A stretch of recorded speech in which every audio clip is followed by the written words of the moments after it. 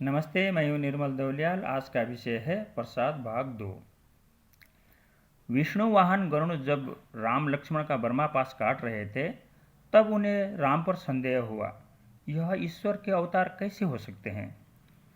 जब स्वयं अपने आप को अपने ही पास से मुक्त नहीं करा सकते, तब वे काकभुसुंडी के आश्रम गए।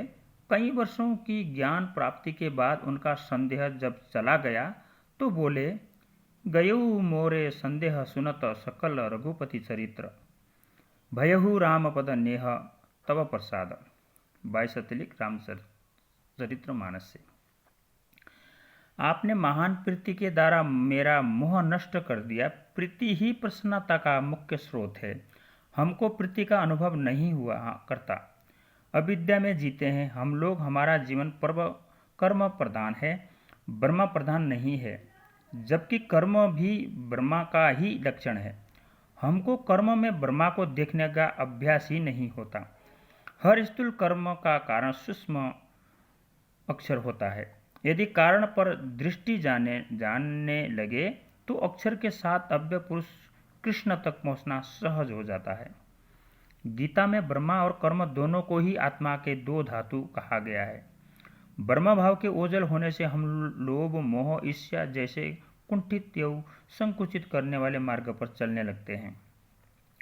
हमारी दृष्टि पहले दोषों पर पड़ती है, गुणग्राही नहीं हो पाते। किसी में ईश्वर की छवि हमको दिखाई नहीं देती। हम आस्था में संकल्पवान ही नहीं है।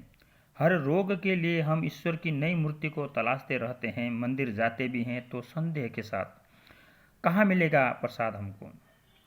प्रसाद के अनेक रूप होते हैं। भक्ति प्रसाद, वाणी प्रसाद, दृष्टि प्रसाद, कृपा प्रसाद आदि मिलता कब है?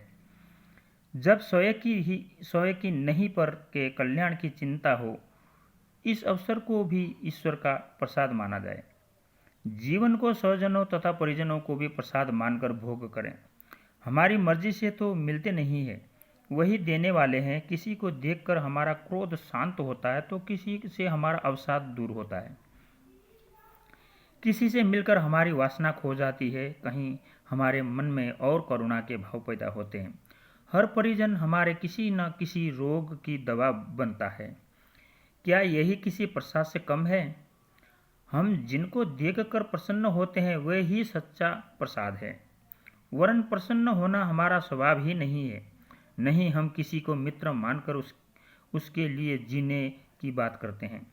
यहाँ भी पतंजलि लिखते हैं, मैत्री करुणा मुदितोपेक्षणां सुख दुख पुण्य पुण्य विषाणां भावना तस्सित प्रसादनम। अर्थात आनंदित व्यक्ति के प्रति मैत्री, दुखी व्यक्ति के प्रति करुणा, पुण्यवान के प्रति मुदिता तथा पापी के प्रति उपेक्षा, इन भावनाओं का संवर्धन करने से मन शांत हो जाता है। यहाँ भी ओशो एक रहस्य उजागर करते हैं, जब कोई व्यक्ति प्रसन्न हो तब तुम प्रसन्नता और मैत्री अनुभव करो। तब सूक्ष्म ढंग से तुरंत तुम उसकी प्रसन्नता में भागीदार बन जाते हो। वहाँ प्रसन्नता तुम्हारी भी हो जाती है। प्रसन्न व्यक्तियों के साथ प्रसन्न होने मात्र से तुम वह स्थिति निर्मित कर लेते हो जिसमें तुम्हारा अंत पुष्प खिलने लगता है। अतः उनका साथ खोजो जो तुमसे ऊंचे हैं।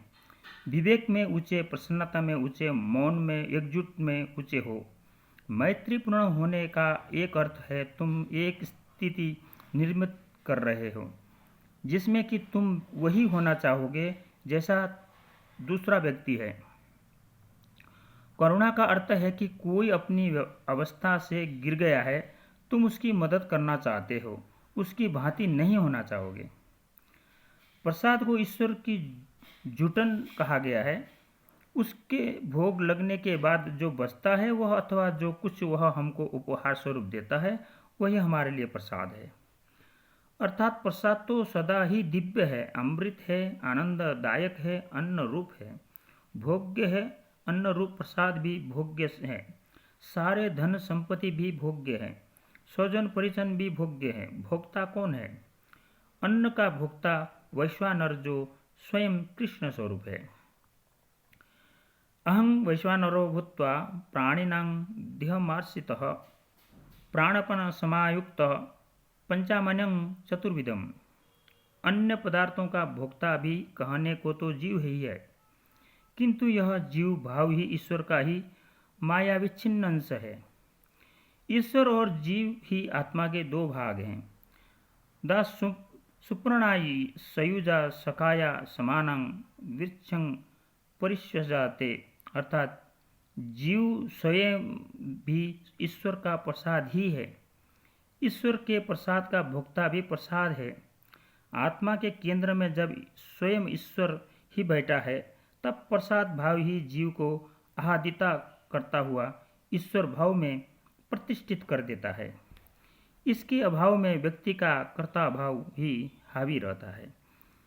उसके कर्म नए बंधनों के कारण बनते हैं। प्रसाद कर्म को ब्रह्ममय करके फलों से अलग कर देता है। जैसा कि गीता में कहा गया है,